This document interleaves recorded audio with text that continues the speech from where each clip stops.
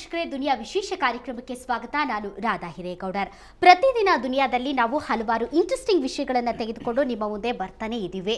ಈ ದಿನ ನಾವು ಆಯ್ಕೆ ಮಾಡಿಕೊಂಡಿರುವಂತಹ ವಿಷಯ ಸಿಸೇರಿಯನ್ ವರ್ಸಸ್ ನಾರ್ಮಲ್ ಡೆಲಿವರಿ. ಹೌದು, ಸಿಸೇರಿಯನ್ ಡೆಲಿವರಿಗಳು ಇತ್ತೀಚೆಗೆ ನಾರ್ಮಲ್ ಅನ್ನೋ ಥರ ಕಾಮನ್ ಆಗ್ತಾ ಇವೆ. ಆದರೆ ನಾರ್ಮಲ್ ಡೆಲಿವರಿಗಳು ರೇರ್ ಅನ್ನಿಸ್ತಾ ಇವೆ ಹಾಗೂ ತುಂಬ ಅಬ್ನಾರ್ಮಲ್ ಆಗ್ತಾ ಇವೆ. ಆದರೆ ಸರ್ಕಾರಿ ಆಸ್ಪತ್ರೆಗಳಿಗೆ ಹೋಲಿಸಿದ್ರೆ ಖಾಸಗಿ ಆಸ್ಪತ್ರೆಗಳಲ್ಲೇ ಸಿಸೇರಿಯನ್ ಪ್ರಮಾಣ ಜಾಸ್ತಿ ಅನ್ನುವಂತಾಗಿದೆ. ಹಾಗಾದರೆ ಇತ್ತೀಚಿನ ದಿನಗಳಲ್ಲಿ ಹೆಣ್ಮಕ್ಳು ತಮ್ಮ ಹೊಟ್ಟೆಗೆ ಕತ್ತರಿ ಹಾಕಿಸ್ಕೊಳ್ಳದೆ ಮಗುವಿಗೆ ಜನ್ಮ ನೀಡೋದಕ್ಕೆ ಸಾಧ್ಯನೇ ಇಲ್ವಾ? ನಿಜಕ್ಕೂ ಆ ರೀತಿಯಾದಂತಹ ಪರಿಸ್ಥಿತಿ ಇಂದಿನ ದಿನಗಳಲ್ಲಿ ಇದೆಯಾ? ಇದಕ್ಕೆ ಕಾರಣವಾದರೂ ಏನು? ಇದೇ ಈ ಹೊತ್ತಿನ ವಿಶೇಷ, ಹೊಟ್ಟೆಗೆ ಕತ್ತರಿ.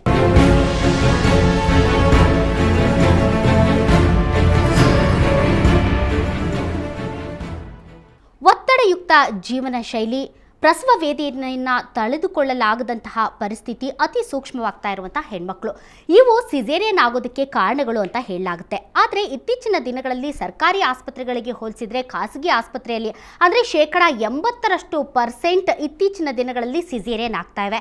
ಇದಕ್ಕೆ ಕಾರಣ ಏನು? ವೈದ್ಯರ ಹಣದಾಹವ, ಖಾಸಗಿ ಆಸ್ಪತ್ರೆಯ ಹಣದಾಹವ ಅಥವಾ ಸರ್ಕಾರಿ ಆಸ್ಪತ್ರೆಗಳಲ್ಲಿ ಇರುವಂತಹ ಸೌಲಭ್ಯದ ಕೊರತೆನ? ಇದರ ಬಗ್ಗೆ ಚರ್ಚೆ ಮಾಡೋದಕ್ಕೆ ಸಾಕಷ್ಟು ವೈದ್ಯರು ಈಗ ನಮ್ಮೊಂದಿಗೆ ಇದ್ದಾರೆ. ಸರ್ಕಾರಿ ಆಸ್ಪತ್ರೆಯ ವೈದ್ಯರು ಇದ್ದಾರೆ, ಹಾಗೆಯೇ ಖಾಸಗಿ ಆಸ್ಪತ್ರೆಯ ವೈದ್ಯರು ಇದ್ದಾರೆ. ಸಿಸೇರಿಯನ್ ಆಗೋದಕ್ಕೆ ಪ್ರಮುಖ ಕಾರಣಗಳೇನು, ಯಾವ ಪರಿಸ್ಥಿತಿಯಲ್ಲಿ ಸಿಸೇರಿಯನ್ಗಳಾಗುತ್ತವೆ ಅನ್ನೋದ್ರ ಬಗ್ಗೆ ಸಾಕಷ್ಟು ಚರ್ಚೆ ಮಾಡ್ತೇವೆ. ಆದರೆ ಬೇರೆ ಬೇರೆ ಆಸ್ಪತ್ರೆಗಳಲ್ಲಿ ಸಿಸೇರಿಯನ್ ಪ್ರಮಾಣ ಎಷ್ಟಿದೆ ಅನ್ನೋದ್ರ ಬಗ್ಗೆ ಒಂದು ವರದಿ ನಿಮ್ಮ ಮುಂದೆ.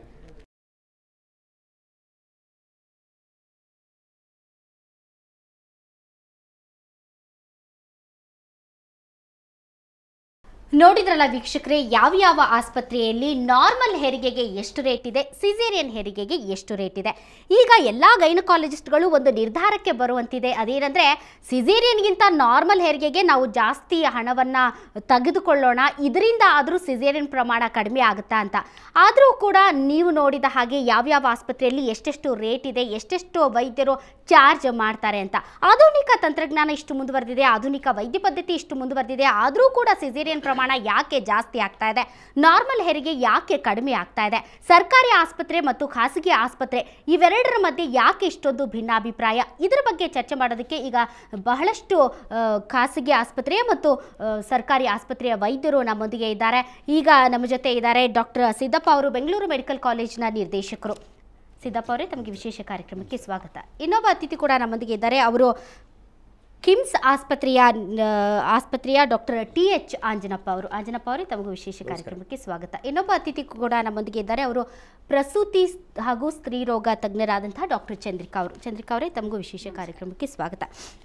ಇಲ್ಲಿಯವರೆಗೆ ನಾವು ವರದಿಯಲ್ಲಿ ನೋಡಿದ್ವಿ ಯಾವ್ಯಾವ ಆಸ್ಪತ್ರೆಯಲ್ಲಿ ಎಷ್ಟೆಷ್ಟು ರೇಟ್ಸ್ ಇದ್ದಾವೆ, ಅಂದರೆ ಸಿಸೇರಿಯನ್ಗೆ ಎಷ್ಟು ರೇಟ್ ಇದ್ದಾವೆ, ಹಾಗೆ ನಾರ್ಮಲ್ ಡೆಲಿವರಿಗೆ ಎಷ್ಟು ರೇಟ್ ಇದೆ ಅಂತ. ಬಹಳಷ್ಟು ಕಡೆ ಕೊರಗುಗಳಿವೆ. ಇದೇನೆಂದರೆ, ನಾವು ಸಿಸೇರಿಯನ್ ಮಾಡಿಸ್ಕೊಂಡು ಬಹಳಷ್ಟು ದುಡ್ಡನ್ನು ಲಾಸ್ ಮಾಡ್ಕೊಂಡು ಬಿಟ್ವಿ, 100% ನಾರ್ಮಲ್ ಆಗ್ತಾಯಿತ್ತು, ಆದರೂ ಕೂಡ ಕಡೆ ಕ್ಷಣದಲ್ಲಿ ವೈದ್ಯರು ಸಿಸೇರಿಯನ್ ಮಾಡಿಬಿಟ್ರು ಅಂತ. ಈ ಥರದ ಒಂದು ಲಾಬಿ ಅಥವಾ ಈ ಥರದ ಒಂದು ಲೂಟಿ ನಿಜಕ್ಕೂ ಅಸ್ತಿತ್ವದಲ್ಲಿದೆ ಅಂತ ಅನಿಸುತ್ತಾ ನಿಮ್ಗೆ? ನೀವು ಅದನ್ನ ಲೂಟಿ ಅಂತ ಕರೆಯೋಕ್ಕಾಗಲ್ಲ. ಈಗ ನೀವಾಗಲೇ ಹೇಳಿದ್ರಲ್ಲ, ನಾರ್ಮಲೇ ಆಗ್ಬಿಡ್ತಾ ಇತ್ತು, ಲಾಸ್ಟ್ ಮಿನಿಟಲ್ಲಿ ಸಿಸೇರಿಯನ್ ಮಾಡಿದ್ರು ಅಂತ. ಅದಕ್ಕೆ ಬಹಳಷ್ಟು ಕಾರಣಗಳು ಇರುತ್ತೆ. ಯಾವುದೇ ಡಾಕ್ಟ್ರಿಗಾಗಲಿ ನಾರ್ಮಲ್ ಆಗ್ತಾ ಇರೋದನ್ನ ತಡೆದ್ಬಿಟ್ಟು ನಾವು ಸಿಸೇರಿಯನ್ ಮಾಡೋಣ ಅಂತ ಯಾರಿಗೂ ಮನಸ್ಸು ಇರೋದಿಲ್ಲ.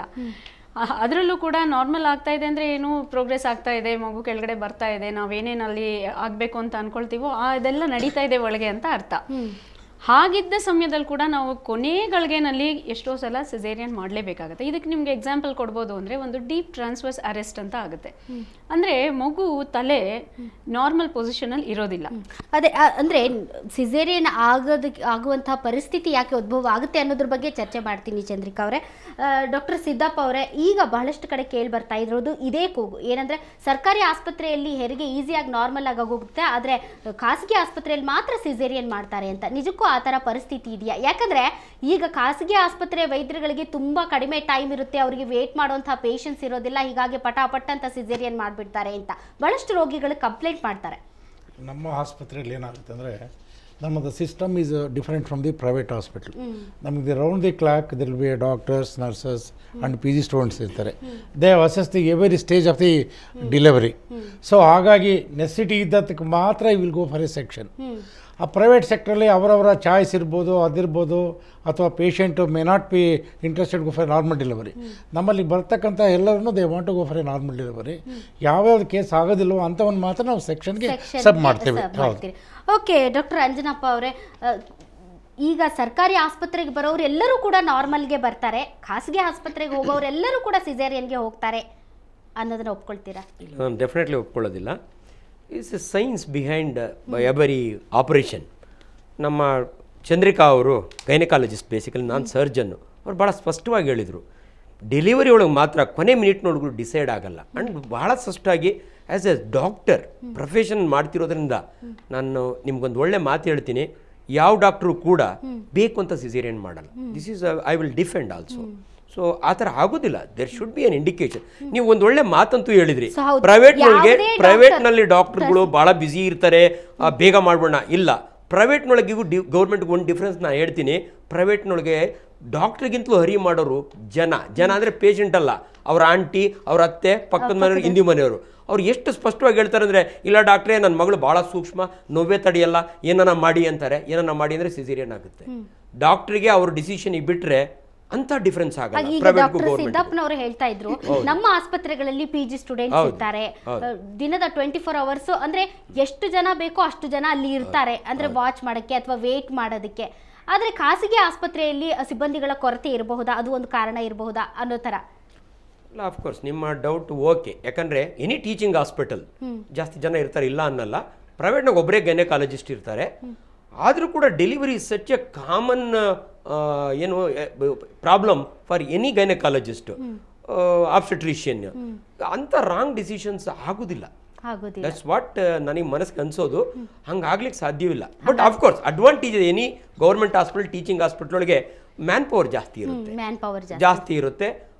Around the clock duties change ಆಗ್ತಿರ್ತಾರೆ, ವಾಚ್ ಮಾಡೋರು ಇರ್ತಾರೆ. ಬಟ್ ಆದರೂ ಕೂಡ this is not a major indication for caesarean. ನನಗೆ ಹಂಗೆ ಅನ್ಸೋದಿಲ್ಲ. ನಿಮಗೆ ಹಾಗೆ ಅನ್ಸೋದಿಲ್ಲ. ಆದರೂ ಕೂಡ ಚಂದ್ರಿಕಾ ಅವರೇ, ಈಗ ಒಬ್ಬ ಗೈನಕಾಲಜಿಸ್ಟ್ ಅಂದರೆ ಸತತ ಅಂದರೆ ಆಕೆ ಗರ್ಭವತಿ ಆಗಿದ್ದಾಳೆ ಅಂತ ಗೊತ್ತಾದಾಗಿಂದಲೂ ಕೂಡ 9 ತಿಂಗಳು ಅಥವಾ 9.5 ತಿಂಗಳು ನಿಮ್ಮ ಜೊತೆ ಕಾಂಟ್ಯಾಕ್ಟಲ್ಲೇ ಇರ್ತಾಳೆ. ಆದರೂ ಕೂಡ ಕಡೆಯ ಕ್ಷಣದಲ್ಲಿ ಸಿಸೇರಿಯನ್ ಮಾಡ್ಕೊಳ್ಬೇಕು ಅಂದರೆ ಆಕೆಯ ಒಂದು ತಾಯಿ ಅಥವಾ ಮಗುವಿನ ಒಂದು ದೈಹಿಕ ಪರಿಸ್ಥಿತಿಯನ್ನು ನೋಡಿ ನೀವು ಸಿಸೇರಿಯನ್ ಮಾಡ್ಕೊಳ್ಳಿ ಅಂತ ಸಜೆಸ್ಟ್ ಮಾಡಿದಾಗ, ಒಬ್ಬ ರೋಗಿ ಅಥವಾ ನಾನು ತಾಯಿ ಒಂದು ಡಾಕ್ಟರ್ಗಿಂತ ಇನ್ನೊಬ್ಬ ಡಾಕ್ಟರ್ ಅಂದರೆ 3-4 ಡಾಕ್ಟರ್ಗಳ ಸಲಹೆಯನ್ನು ಕೇಳೋದು ಎಷ್ಟು ಮಟ್ಟಿಗೆ ಸೂಕ್ತ, ಅಥವಾ ಆಕೆ ಮೊದಲಿಂದನೂ ಯಾವ ಡಾಕ್ಟರ್ ಹತ್ರ ಕನ್ಸಲ್ಟ್ ಮಾಡ್ತಾಳೆ ಅದೇ ಡಾಕ್ಟರ ಮಾತನ್ನೇ ಪರಿಗಣಿಸಬೇಕು ಅಂತ ಹೇಳ್ತೀರಾ? ನನ್ನ ಎಕ್ಸ್ಪೀರಿಯನ್ಸ್ ತಗೊಳ್ಳೋದಾದರೆ, ಯಾರು ಆ ಟೈಮ್ನಲ್ಲಿ ಒಂದು ಡಾಕ್ಟ್ರಿಂದ ಇನ್ನೊಂದು ಡಾಕ್ಟ್ರಿಗೆ ಹೋಗೋ ಮನಸ್ಸು ಮಾಡೋದಿಲ್ಲ. ಅದರಲ್ಲೂ ಈಗ ನಾವೇನಾಗುತ್ತೆ ಅಂದರೆ, ಯಾರಿಗೂ ನಾವು ಇನ್ನೂ ಅವರು 6-7ನೇ ತಿಂಗಳಲ್ಲಿ ಇರೋವಾಗಲೇ ನಿಮಗೆ ನಾರ್ಮಲ್ ಆಗೋದೇ ಇಲ್ಲ, ನಿಮಗೆ ಸಿಸೇರಿಯನ್ನೇ ಆಗುತ್ತೆ ಅಂತ ನಾವು ಹೇಳೋಕ್ಕಾಗೋದಿಲ್ಲ. ತುಂಬ ರೇರಾಗಿ ಕೆಲವು ಸಲ ಹೇಳ್ಬೋದು, ಮುಂಚೆ 2 ಸಿಸೇರಿಯನ್ ಆಗಿರುತ್ತೆ, ಇದು 3rd ಪ್ರೆಗ್ನೆನ್ಸಿ ಆಗಿರುತ್ತೆ. ಅಂಥವ್ರಿಗೆ ನಾವು ಹೇಳ್ತೀವಿ, ನಾವು ರಿಸ್ಕ್ ತೊಗೊಳ್ಳೋದು ಬೇಡ, ಪ್ರೀವಿಯಸ್ 2 LS ಅಂದಮೇಲೆ ಈ ಸಲನೂ ಸಿಸೇರಿಯನ್ ಮಾಡೋದು ಒಳ್ಳೆಯದು ಅಂತ ಅಂಥವ್ರಿಗೆ ಬೇಕಿದ್ರೆ ನಾವು ಶುರುವಿಂದನೇ ಹೇಳ್ಬೋದು. ಬಟ್ ಬೇರೆ ಯಾವುದೇ ಒಂದು ಕಂಡೀಷನಲ್ಲಿ ಕೂಡ ನಾವು ಮುಂಚೆನೇ ನಿಮಗೆ ಇಂಥದ್ದೇ ಸಿಸೇರಿಯನ್ನೇ ಆಗುತ್ತೆ, ನಿಮಗೆ ನಾರ್ಮಲ್ಲೇ ಆಗುತ್ತೆ. ಯಾಕೆಂದರೆ ನನಗೂ ತುಂಬ ಜನ ಕೇಳ್ತಾರೆ ನಾರ್ಮಲ್ ಆಗುತ್ತಾ ಅಂತ. ಅದಕ್ಕೆ ನಾನು ಹೇಳ್ತೀನಿ, ನಿಮಗೆ ನಾರ್ಮಲ್ ಆಗಬಾರ್ದು ಅನ್ನೋಕ್ಕೆ ಏನೂ ಕಾರಣ ಕಾಣಿಸ್ತಾ ಇಲ್ಲ ನನಗೆ. ಹಾಗಾಗಿ ನೀವು ಯಾಕೆ ಇವಾಗಿಂದ ಯೋಚನೆ ಮಾಡ್ತೀರಾ? ನೀವು ಅದನ್ನು ಬಿಟ್ಬಿಡಿ, ಅದು ನ್ಯಾಚುರಲ್ ಪ್ರೋಸೆಸ್ ಹೇಗಾಗುತ್ತೋ ಆಗಲಿ. ಆ ಟೈಮ್ನಲ್ಲಿ ನೋವು ಬರುತ್ತೆ, ಅದನ್ನು ಜಾಸ್ತಿ ಆಗಿಲ್ಲ ಅಂದರೆ ನಾವು ಅದನ್ನು ನೋವು ಜಾಸ್ತಿ ಆಗೋ ಹಂಗೆ ಮಾಡಿ ಡೆಲಿವರಿ ಮಾಡ್ತೀವಿ. ಅದೆಲ್ಲ ಆ ಟೈಮಿಗೆ ಬಿಟ್ಬಿಡಿ, ನೀವು ಈಗಿಂದ ಟೆನ್ಷನ್ ಮಾಡ್ಕೊಳ್ಬೇಡಿ ಅಂತಲೇ ಹೇಳ್ತೀನಿ. ಹಾಗೂ ಕೂಡ ಈಗ ಒಂದು ಸಮಯ ನಾವು ಹೇಳ್ತೀವಿ, ಇನ್ನೂ ಒಂದು 10 ದಿನ 15 ದಿನ ಟೈಮ್ ಇರುತ್ತೆ. ಆವಾಗ ನಾವು ಒಂದು ಪರೀಕ್ಷೆ ಇಂಟರ್ನಲ್ ಅಸೆಸ್ ಮಾಡ್ತೀವಿ, ಅಂದರೆ ಪೆಲ್ವಿಸ್ ಅಂತ ಹೇಳ್ತೀವಿ. ಅದು ಮಗು ಬರೋ ಜಾಗ ಸರಿಯಾಗಿದೆಯಾ, ಅಥವಾ ಏನಾದರೂ ಬೋನಿ ಪ್ರೊಜೆಕ್ಷನ್ಸ್ ಎಲ್ಲ ಅಡ್ಡ ಬಂದು ಕೆಫೆಲೋಪೆಲ್ವಿಕ್ ಡಿಸ್ಪ್ರಪೋರ್ಷನ್ ಅಂತ ಆಗುತ್ತೆ. ಅಂಥ ಟೈಮ್ನಲ್ಲಿ ಮಗು ಬರೋಕ್ಕೆ ಆಗಲ್ಲ. ಅದು ನಾವು ಟ್ರಯಲ್ ಆಫ್ ಲೇಬರ್ ಅಂತ ಕೊಡ್ತೀವಿ. ಅದು ಕೊಟ್ಟರು ಕೂಡ ಮಗು ಬರೋ ಚಾನ್ಸಸ್ ತುಂಬ ಕಡಿಮೆ ಅಂದಾಗ ನಾವು ಬೈ ಚಾನ್ಸ್ ಹೇಳ್ತೀವಿ ಅನ್ಕೊಳ್ಳಿ, ನಿಮಗೆ ನಾರ್ಮಲ್ ಡೆಲಿವರಿ ಆಗೋದು ಕಷ್ಟ ಆಗ್ಬೋದು, ಆ ಟೈಮ್ನಲ್ಲಿ ಹೋಗ್ತಾರೆ ಅಂತ ಅನ್ಸುತ್ತೆ. ಇನ್ನೊಬ್ರ ಹತ್ರ ಒಪಿನಿಯನ್ ತಗೋಬೋದು ಅವ್ರು, ಯಾಕೆಂದರೆ ಅವ್ರಿಗೆ ಇನ್ನೂ ಪೇನ್ ಬಂದಿಲ್ಲ, ಟೈಮ್ ಇದೆ, ಅದರಿಂದ ಅವ್ರಿಗೆ ಕೂಲಾಗಿ ಹೋಗಿ ಇನ್ನೊಬ್ರನ್ನ ಕೇಳ್ಬೋದು. ಬಟ್ ಈಗ ಲಾಸ್ಟ್ ಮಿನಿಟಲ್ಲಿ ಪೇಯ್ನ್ ಬರ್ತಾನೆ ಇದೆ, ಬಟ್ ಆದ್ರೂ ಮಗು ಕೆಳಗೆ ಬರ್ತಾ ಇಲ್ಲ, ಮಗು ಸುಸ್ತಾಗ್ತಾ ಇದೆ, ಆ ಥರ ಎಲ್ಲ ಕಾರಣ ಇದ್ದಾಗ ನಾವು ಈಗ ನಿಮ್ಗೆ ಇನ್ನೇನು ಕಾಯೋದ್ರಿಂದ ಏನೂ ಪ್ರಯೋಜನ ಇಲ್ಲ, ಮಗುಗೆ ತೊಂದರೆ ಆಗುತ್ತೆ, ಸೊ ನಾವು ಸಿಸೇರಿಯನ್ನೇ ಮಾಡಬೇಕಂದಾಗ 99 to 100% ಹೇಳ್ಬೋದು, ಯಾರು ಇನ್ನೊಂದು ಡಾಕ್ಟರ್ ಹತ್ರ ಇನ್ನೊಂದು ಡಾಕ್ಟರ್ ಹತ್ರನೂ ಹೇಳಲ್ಲ. ಆದರೆ ಇನ್ನೊಂದು ಡಾಕ್ಟರ್ ನೀವು ಹೇಳ್ತಾ ಇದ್ರಿ, ನೀವು ಸಿಸೇರಿಯನ್ ಇನ್ನೂ ನಂಗೆ ನಾರ್ಮಲ್ ಆಗುತ್ತಾ ಸಿಸೇರಿಯನ್ ಆಗುತ್ತಾ ಅದು ಎಲ್ಲರಿಗೂ ಕೂಡ ಇರುವಂತಹ ಡೌಟ್. ಆದ್ರೂ ಕೂಡ ನೀವು ವೇಟ್ ಮಾಡಿ ನಿಮ್ಗೆ ನಾರ್ಮಲ್ ಆಗುತ್ತೆ ಅಂತ ನೀವು ಹೇಳೋದಕ್ಕೂ ನಿಮ್ಮಲ್ಲಿ ಆ ಬಿಲ್ಡ್ ಆಗುವಂತಹ ಪ್ರೆಷರ್ ಇರುತ್ತಲ್ಲ ಅದು ತುಂಬಾ ಕಷ್ಟ ಅಂತ ಅನ್ಸುತ್ತಲ್ಲ. ಯಾಕಂದ್ರೆ ಇನ್ನು ನಾರ್ಮಲ್ಗೆ ಇನ್ನು ಆಕೆಗೆ ನೋವು ಬಂದಿಲ್ಲ, ಸಿಸೇರಿಯನ್ ಮಾಡು ಅನ್ನುವಂತಹ ಒತ್ತಡ, ಆ ಒತ್ತಡವನ್ನು ಹೇಗೆ ಭರಿಸ್ತೀರಿ ಅಂತ? ಹೌದು, ಕೆಲವು ಟೈಮ್ ನಮಗೆ ಅದು ಪ್ರೆಷರ್ ಆಗುತ್ತೆ. ಯಾಕೆಂದ್ರೆ ನಂಗೆ ರೀಸೆಂಟ್ ಆಗಿ ಜಸ್ಟ್ ಲಾಸ್ಟ್ ವೀಕ್ ಒಂದು ಪೇಷಂಟು ತುಂಬಾ ಪೇನ್ ಅಂತ ಬಂದ್ಲು. ಅವಳೇನಂದ್ರೆ ಆಲ್ಮೋಸ್ಟ್ 2 days ಬೇರೆ ಕಡೆ ಪೇನ್ ತಿಂದ್ಬಿಟ್ಟು ಅವರು ಸಿಸೇರಿಯನ್ ಮಾಡ್ಬೇಕಂದ ತಕ್ಷಣ ನನ್ನ ಹತ್ರ ಬಂದಿದ್ದಾರೆ. ಬಟ್ ನನ್ನ ಹತ್ರ ಆ ವಿಷಯ ಹೇಳಿಲ್ಲ. ಈಗ ಒಂದು 4-5 hours ಇಂದ ಪೇನ್ ಇದೆ, ತುಂಬಾನೇ ಪೇನ್ ಬಂದ್ಬಿಡ್ತು ಇವಾಗ, ಅದಕ್ಕೆ ಬಂದೆ ಅಂತ. ಸೊ ನಾನು ನೋಡ್ತೀನಿ ಆಲ್ರೆಡಿ ಮೌಲ್ಡಿಂಗ್ ಅಂತ ಆಗುತ್ತೆ ಮಗು ತಲೆ. ಯಾವಾಗ ಅದು ಬರಕ್ಕೆ ಜಾಗ ಸಾಕಾಗಲ್ಲ, ಕಂಟಿನ್ಯೂಸ್ ಅದು ಪೇನಲ್ಲೇ ಇರ್ತಾರೆ. ಅವಾಗ ಅದು ಸ್ಲೋಲಿ ಸ್ಕ್ಯಾಲ್ಪ್ ಅಂತ ಹೇಳ್ತೀವಲ್ಲ, ಅದು ಆಚೆ ಹಿಂಗೆ ಉಬ್ಕೊಳ್ತಾ ಬರುತ್ತೆ. ಅದ್ರ ಬಗ್ಗೆ ನಾನು ನಿಮ್ ಜೊತೆ ಡಿಸ್ಕಸ್ ಮಾಡ್ತೀನಿ. ಪ್ರೆಷರ್ ಬಗ್ಗೆ ಕೇಳಿದ್ರೆ ನಂದು ಒಂದೇ ಒಂದು ಮಾತು, ಈ ಸಮಯದಲ್ಲಿ ಡೆಲಿವರಿ ಟೈಮ್ ನಂಗೆ ಮಾತ್ರ ನಾನು ಒಂದು ಮಾತು ಹೇಳ್ತೀನಿ. Being a superintendent, being a surgeon, patient ಹೆಂಗಾದ್ರೂ ನಾವು ಕಷ್ಟಪಟ್ಟು ಮ್ಯಾನೇಜ್ ಮಾಡ್ತೀವಿ, ಪೇಷಂಟ್ ಅಟೆಂಡರ್ಸ್ನ ಮ್ಯಾನೇಜ್ ಮಾಡೋದು ಬಹಳ ಕಷ್ಟ. ಸೊ ಈ ಪ್ರೆಷರ್ ನಮ್ಮೆಲ್ರಿಗೂ ಇರುತ್ತೆ ಡೆಲಿವರಿ ಟೈಮ್ನ ಪರ್ಟಿಕ್ಯುಲರ್ಲಿ, ಹೆಂಗೋ ಕಷ್ಟಪಟ್ಟು. ಆಮೇಲೆ ರಿಗಾರ್ಡಿಂಗ್ ಒಪಿನಿಯನ್ ನೀವು ಕೇಳಿದ್ರಿ, ನಿಮ್ಗೊಂದು ವಿಷಯ ಹೇಳ್ತೀನಿ. ಪೇಷಂಟ್ ಅಷ್ಟೇ ಅಲ್ಲ, ನಾವೇ ಡಾಕ್ಟರ್ಸೇ ಅಂತ ಸಮಯದಲ್ಲಿ ಸೆಕೆಂಡ್ ಒಪಿನಿಯನ್ ತಗೋತೀವಿ, ನಮ್ಮ ಕೊಲೀಗ್ ತೋರಿಸ್ತೀವಿ ಅಂತ. ಯಾಕಂದ್ರೆ ಅವರ್ interest is in the patient and child. Labour is the only problem where we face all these problems. ನಾವೇ ಅಂತ ಕಷ್ಟ ಬಂದ್ರೆ ಎಷ್ಟೇ ಸೀನಿಯರ್ ಗೈನಕಾಲಜಿಸ್ಟ್ ಇದ್ರು ಕೂಡ ತಳಪ ನನ್ನ ಕಲೀಗ್ ಒಂದು ಒಪಿನಿಯನ್ ತಗೋಣ ಅಂತ ಅಂತೀವಿ ಹೊರತು we will never error on that. Okay, ಈಗ ಈ ಮಗುವಿನ ಒಂದು ತೂಕ ಇತ್ತೀಚೆಗೆ ತುಂಬ ಜಾಸ್ತಿ ಆಗ್ತಾ ಇದೆ.